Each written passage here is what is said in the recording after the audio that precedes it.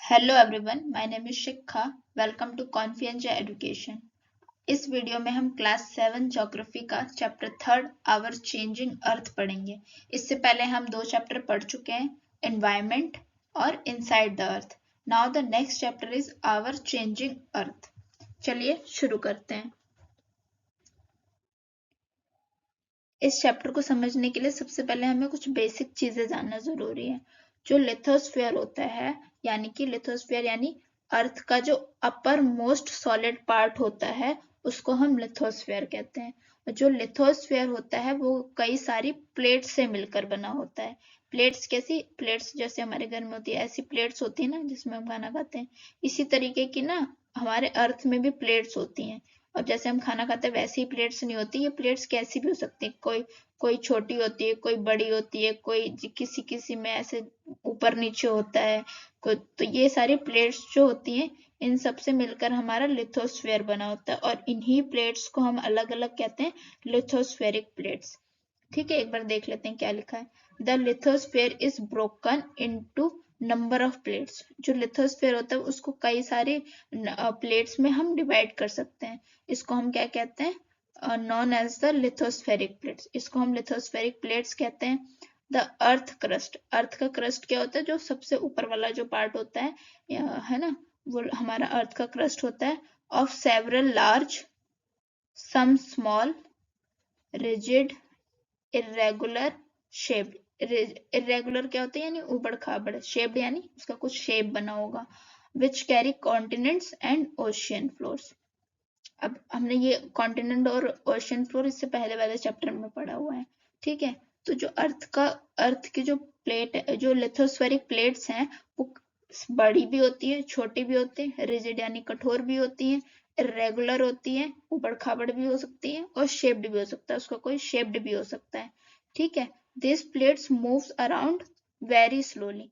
जो ये प्लेट्स है ना, ये बहुत स्लोली स्लोली मूव करती है। जैसे कि ये प्लेट्स इधर धीरे धीरे मूव कर रही होगी, ऐसे ऐसे ये आगे को बढ़ रही होगी, तो इसको मूव करना कहते हैं। तो ये मूव जो करती है ना, बहुत थोड़ा थोड़ा करती है।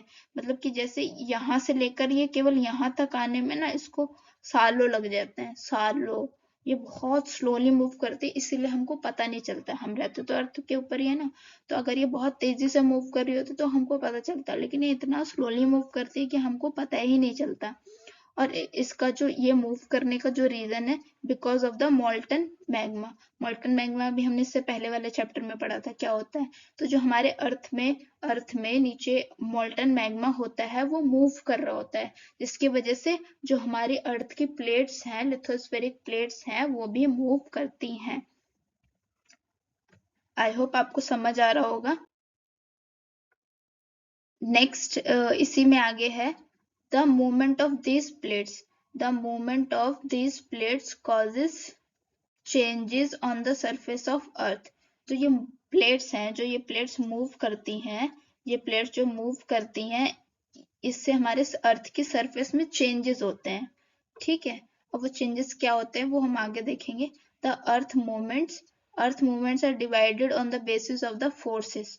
जो अर्थ की मूवमेंट है वो फोर्सेस के उस बेसिस पे डिवाइड होती है। तो दो तरह के फोर्स होते हैं। दो तरह के फोर्स क्या होते हैं? जैसे ये हमारी अर्थ है, ये हमारी अर्थ है, तो जो फोर्स अंदर हो रहा होगा, यानी कि जो मोल्टन मैग्मा वगैरह है, उससे जो फोर्स लग रहा होगा उसको हम एंडोजेनिक फोर्स कहते हैं। और जो बाहर की तरफ होता है, जो अर्थ के बाहर फोर्स लगता है, उसको हम एक्सोजेनिक फोर्स कहते हैं। ये हम आगे डिटेल में पढ़ेंगे। तो अभी के लिए इतना जान लेना कि जो अर्थ के अंदर फोर्स होता है उसको हम एंडोजेनिक कहते हैं, जो अर्थ के बाहर फोर्स होता है उसको हम एक्सोजेनिक कहते हैं। आई होप आपको इतना समझ आया होगा। चलिए, हमने ये तो देख लिया कि अर्थ पे दो तरह के फोर्सेस होते हैं, एंडोजेनिक और एक्सोजेनिक। जो एंडोजेनिक होता है वो हमने देखा कि इंटीरियर ऑफ द अर्थ पे होता है। एंडोजेनिक जो फोर्स होता है वो इंटीरियर ऑफ द अर्थ पे होता है। इंटीरियर ऑफ अर्थ मतलब इनसाइड द अर्थ होता है एंडोजेनिक। और एक्सोजेनिक क्या होता है? वो बाहर होता है। तो जो एंडोजेनिक है उसमें दो तरह के फोर्सेस होते हैं।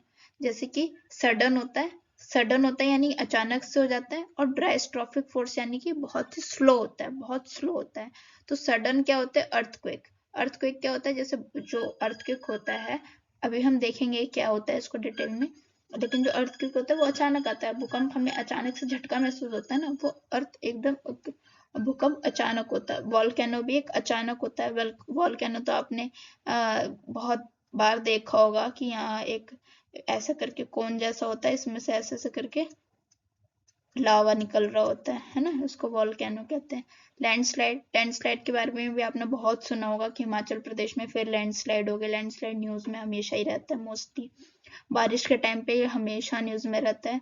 लैंडस्लाइड, लैंडस्लाइड मतलब कोई भी लैंड जो अचानक से टूट के नीचे को गिर जाए, कोई भी लैंड का पार्ट, जैसे जो ये पहाड़ है, इस पे जो लैंड है, जो पत्थर है, ये अचानक से नीचे गिर जाए तो इसको हम लैंडस्लाइड बोल देते हैं। डायस्ट्रॉपिक क्या होता है? जो बहुत स्लोली स्लोली इस मूवमेंट होती है, जैसे कि बिल्डिंग माउंटेन्स, जो माउंटेन्स होते हैं बहुत ही स्लोली बनते हैं। माउंटेन्स कैसे बनते हैं वो आगे की क्लास में देखेंगे। तो बिल्डिंग माउंटेन्स बहुत स्लोली स्लोली बढ़ते हैं, ठीक है। जैसे आप सुनते भी होंगे कि हिमालय जो पर्वत है हमारा, उसकी ऊंचाई बढ़ती जा रही है। तो वो माउंटेन जो हिमालय, वो एक दिन में नहीं बना, वो काफी सालों से बन रहा है और आज तक बन ही रहा है ना। तो और एक्सोजेनिक क्या होता है? जो बाहर फोर्सेस, अर्थ के बाहर फोर्सेस होते हैं, जैसे कि इरोजनल और डिपोजिशनल। इरोजनल क्या होता है? किसी चीज को काट देना, जैसे कि ये पानी आ रहा है, तो पानी ने यहाँ के लैंड को काट दिया तो ये इरोजनल हो जाएगा, है ना।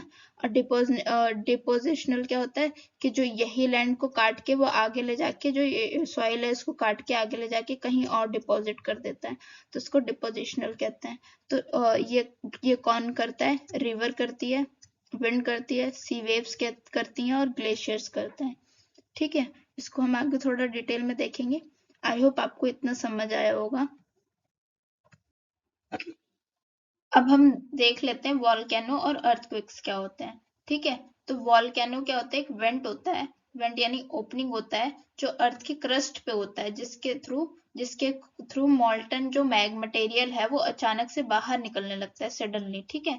तो ये हम देख लेते हैं, ये क्रस्ट है, क्रस्ट के नीचे हमारा मेंटल होता है, मेंटल में हमारा मैग्मा चैम्बर होता है। ये हमने इससे पहले वाले चैप्टर में समझा था इनसाइड द अर्थ में, कि मैग्मा चैम्बर क्या होता है, ठीक है। इस चैम्बर से जो मैग्मा है वो बाहर की तरफ, ऊपर की तरफ निकल रहा है, ये ऊपर की तरफ जा रहा है। तो ये जो जहां से ये मैग्मा निकल रहा है ना, इसको हम क्या कहते हैं? वेंट। ये जो पाइप सी लग रही है हमें, ये क्या है? इसको हम वेंट कहते हैं, ठीक है। जो जहां से ये बाहर निकल रहा है, जहां से ये गैस और धुआं बाहर निकल रहा है, इसको हम क्रेटर कहते हैं। और जो मैग्मा है, जब ये बाहर निकल जाता है तो हम इसी को क्या कहते हैं? लावा। ये मॉल्टन मैग्मा है, इसको हम क्या कहते हैं? लावा कहते हैं। और जहां से ये गैसेस और एशेस निकलते हैं उसको हम क्रेटर कहते हैं। और जो ये पाइप है इसको हम क्या कहते हैं? वेंट कहते हैं। आई होप आपको वॉल्केनो समझ आ गया होगा। अब हम देख लेते हैं अर्थक्वेक्स क्या होते हैं, ठीक है। व्हेन द लिथोस्फेरिक प्लेट्स जो मूव करती हैं, moves the surface of the earth vibrates, ठीक है। जब हमारी लिथोस्फेरिक प्लेट्स मूवमेंट करती हैं तो हमारा जो सरफेस है अर्थ का वो वाइब्रेट करता है, और जो वाइब्रेशन होती है वो पूरी अर्थ में ट्रेवल करती है। जब ये पूरी अर्थ में ट्रेवल करती है, इसी को हम अर्थक्वेक्स कह देते हैं, इसी को हम अर्थक्वेक्स कहते हैं, ठीक है। नेक्स्ट क्या है? नेक्स्ट क्या है? वाइब्रेशन। जो ये वाइब्रेशन होती है, यानी कि जो अर्थक्वेक होता है वो ट्रेवल करता है फ्रॉम एपिसेंटर एज वेव्स। पहले हम देख लेते हैं फोकस क्या होता है। फोकस क्या होता है? It is where the earthquake occurs, जहां से हमारा जो अर्थक्वेक होता है वो शुरू होता है। जैसे यहाँ पे हमारा वाइब्रेशन बहुत तेज हुआ, तो जहां से वाइब्रेशन बहुत तेज होता है उसको फोकस कहते हैं। और उसी फोकस के ऊपर जहां से वो अर्थ का सरफेस सबसे पास होता है उसको हम एपिसेंटर कहते हैं। फोकस के सीधा ऊपर जो अर्थ का सरफेस होता है हम उसको एपिसेंटर कहते हैं, ठीक है। जहां से वाइब्रेशन स्टार्ट होता है उसको फोकस कहते हैं। उसके ऊपर यानी कि जो अर्थ के सरफेस पे फोकस के एग्जैक्ट ऊपर जो पॉइंट होता है उसको हम एपिसेंटर कहते हैं। तो जो वाइब्रेशन होती है वो ट्रेवल करती है एज अ वेव्स यानी तरंगों की तरह ये ट्रेवल करती है, ठीक है, जैसे यहाँ पे उठी तो ये वाइब्रेशन ऐसे ऐसे इधर को गई, इधर को गई, इधर को गई, इधर को गई, तो ये वेव्स की तरह इधर उधर जाती है। जो ग्रेटेस्ट डैमेज यानी कि जो सबसे बड़ा डैमेज होता है वो यूजुअली क्लोजेस्ट होता है इपीसेंटर के। जो इपीसेंटर यानी जो फोकस के सबसे ऊपर सरफेस होती है अर्थ की, उसके आसपास सबसे बड़ा डैमेज होता है। ठीक है, the strength of the earthquake decreases away from the centre. जो सेंटर है उससे दूर दूर जितनी वो वाइब्रेशन जाएगी, उसकी पावर यानी स्ट्रेंथ, उसकी जो ताकत है वो कम होती जाएगी। ठीक है, although earthquakes can not be predicted. हम अर्थक्वेक्स को प्रिडिक्ट नहीं कर सकते, हम नहीं जान सकते कि अर्थक्वेक्स कब आएगा, लेकिन हमारे पास ना थोड़े बहुत हिंट्स हो जाते हैं। हिंट्स क्या होते हैं, जैसे कि हमारे जो एनिमल्स हैं, वो एनिमल्स होते हैं वो बहुत परेशान हो जाते हैं, वो क्या कहते हैं, उनके बिहेवियर में ना बहुत चेंज आ जाता है। जो फिश होती हैं वो तड़प ऐसे तड़पने लगती हैं काफी ज्यादा। जो अंदर के जो जानवर होते हैं, जो रेप्टाइल्स होते हैं जैसे स्नेक है, वो जमीन से बाहर निकलने लग जाते हैं। तो ऐसे लोकल्स जो वहाँ के रहने वाले लोग हैं वो ऐसे थोड़ा बहुत हिंट्स ले सकते हैं, लेकिन इसको हम प्रिडिक्ट नहीं कर सकते कि अर्थक्वेक्स कब आने वाले हैं। ठीक है, तो हाँ, इसका कुछ सॉल्यूशन नहीं है। बस हम आज की टेक्नोलॉजी, जैसे कि हम अर्थक्वेक सेव टेक्नोलॉजी को यूज करके अर्थक्वेक से लड़ने वाले घर बना सकते हैं, यानी कि ऐसे घर जिस पे अर्थक्वेक का ज्यादा इम्पैक्ट ना पड़े। हम ऐसे थोड़ा बहुत कर सकते हैं, लेकिन अगर वो आना होगा तो हम उसको रोक नहीं सकते हैं। ठीक है, जो अर्थ को मेजर करने वाली जो मशीन होती है, earthquake is measured with a machine called seismograph. तो सिस्मोग्राफ होता है मशीन का नाम, उससे हम अर्थक्वेक का मैग्नीट्यूड को मेजर करते हैं। जो मैग्नीट्यूड को हम मेजर करते हैं वो कौन से स्केल पे करते हैं, वो रिश्टर स्केल पे करते हैं। ठीक है, आई होप आपको इतना समझ आया होगा। नेक्स्ट हम जान लेते हैं मेजर लैंड फॉर्म्स के बारे में। तो जो लैंड फॉर्म्स हैं, यानी कि जो हमारा लैंड है उसमें कंटिन्यूअसली चेंज आते रहते हैं बिकॉज ऑफ टू प्रोसेस।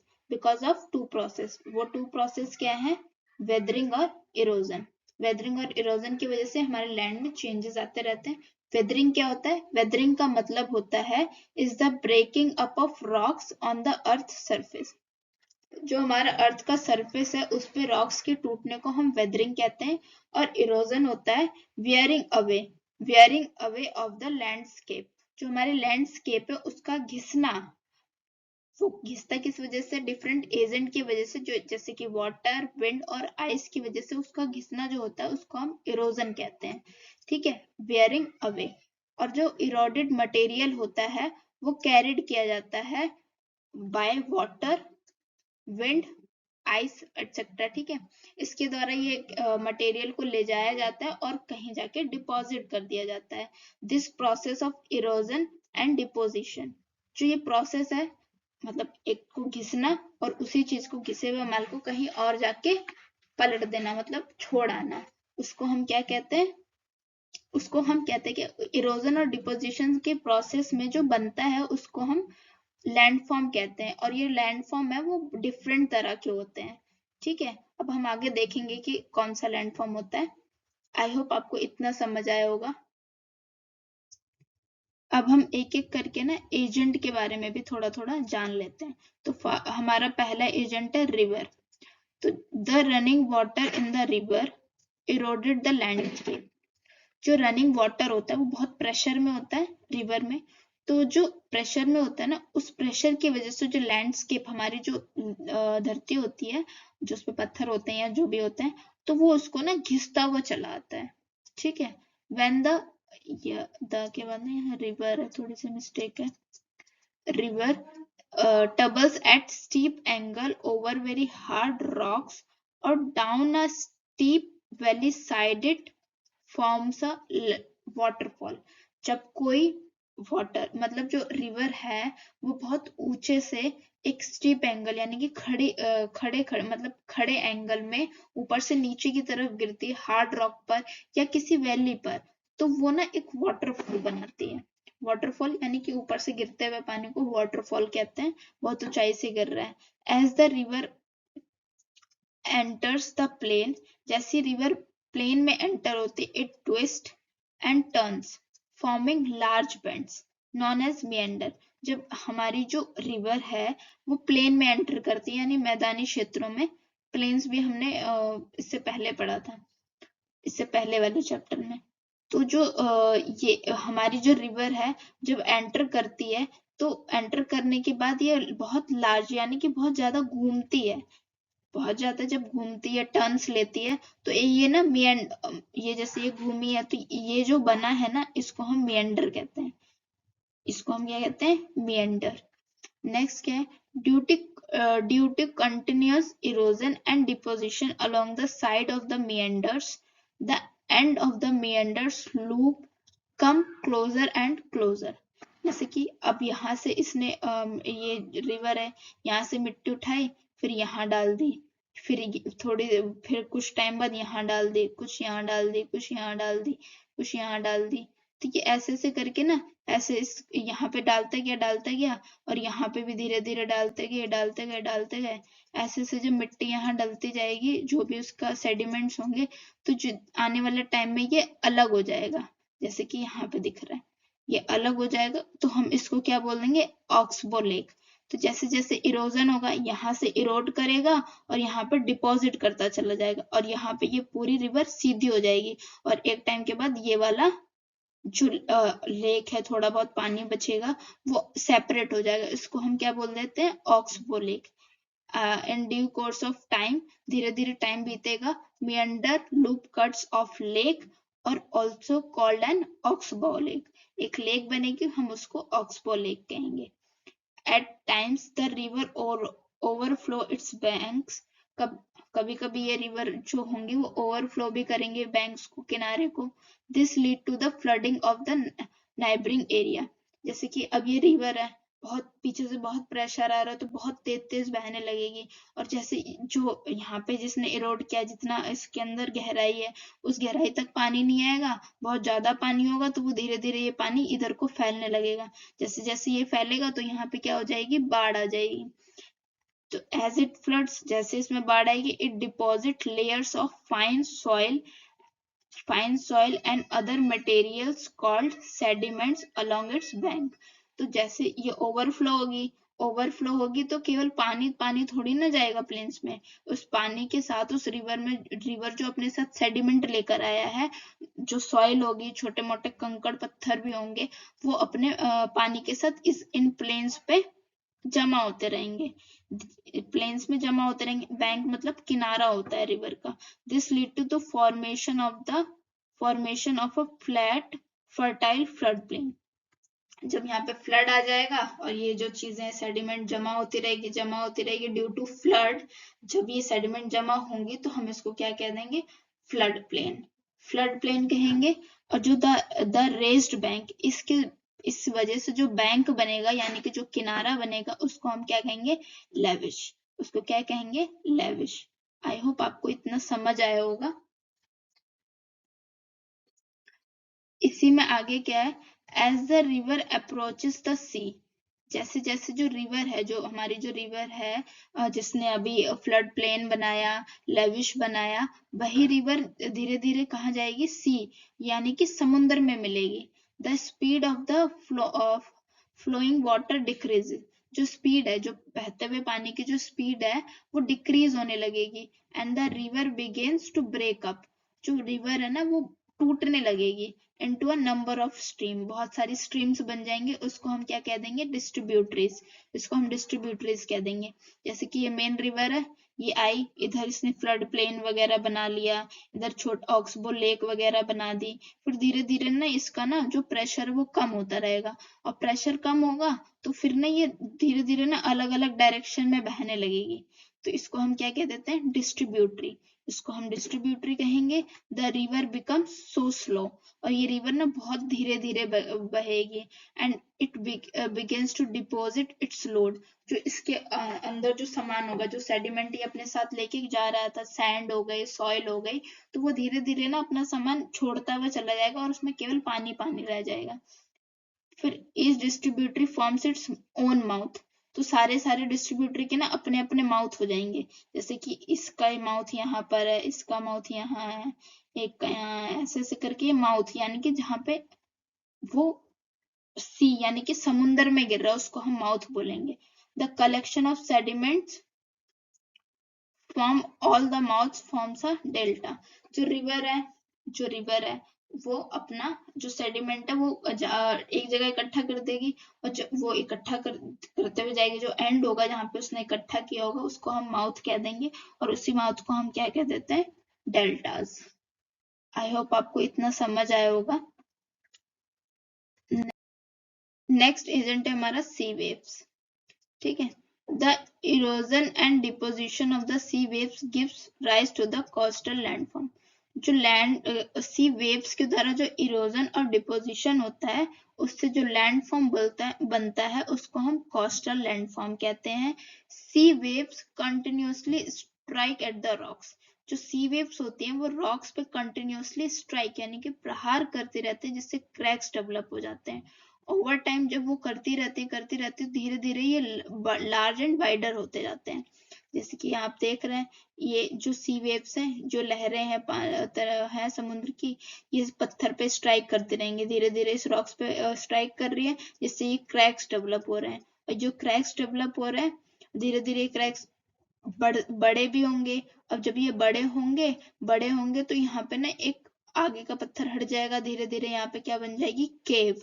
ये केव बन जाएगी, इसको हम क्या कह देंगे, the hollow like caves are formed on the rocks। यहाँ पे एक hollow like caves बन जाएगा रॉक्स पे, they are called sea caves। इसको हम क्या बोलेंगे, sea caves. As this cavities become bigger, जैसे जैसे ये जो केव है वो बड़ी होती रहेगी, और only the roof of the caves remain. तो जो केव्स है उसका केवल छत रह जाएगी, दस फॉर्मिंग सी आर्कस। जैसे कि ये क्या है, सी आर्क बना देगा। जैसे ये केव थी पहले, यहाँ पे केव थी पहले, तो इसमें जब स्ट्राइक करता जा रहा तो धीरे धीरे ये पूरा रॉक है यहाँ का वो इरोड हो गया, और इरोड हो गया तो केवल यहाँ पे क्या बची, रूफ बची है, बाकी आग मतलब सामने से उसके कोई पत्थर नहीं बचा, उसको हम क्या बोलेंगे, सी आर्क।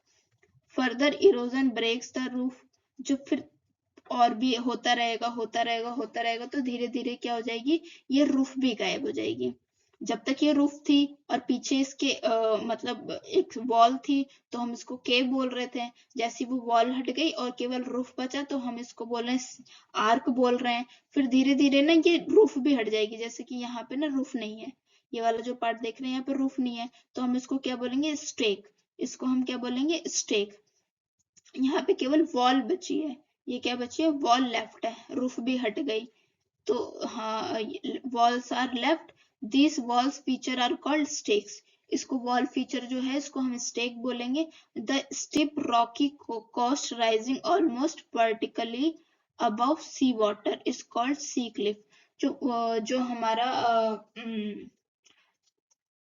रॉकी कोस्ट है, जो ये ना धीरे धीरे इरोड होता रहेगा, तो जो हमारा क्या कहते हैं, हमारा कोस्टल है, जो किनारा है, उसी के वर्टिकली यहाँ पे ना एक और थोड़ा सा रॉकी स्टिफ बन जाएगा, एक कॉस्ट बन जाएगा, मतलब पत्थर का एक कॉस्ट टाइप का कुछ बन जाएगा, उसको हम क्या बोलेंगे, सी क्लिफ बोलेंगे। और the sea waves deposit sediments along shores forming beaches. जो सी वेव्स है वो सेडिमेंट को डिपॉजिट करती रहेंगी, जो सोर्स होंगे मतलब जो किनारा होगा, जो समुद्र का किनारा होगा वहां पे सेडिमेंट को धीरे धीरे डिपॉजिट करते रहेंगे, और उस डिपॉजिट करने से धीरे धीरे वहां पे क्या बन जाएंगे, बीचेस बन जाएंगे, वहां पे क्या बन जाएंगे, बीचेस बन जाएंगे। आई होप आपको इतना समझ आया होगा।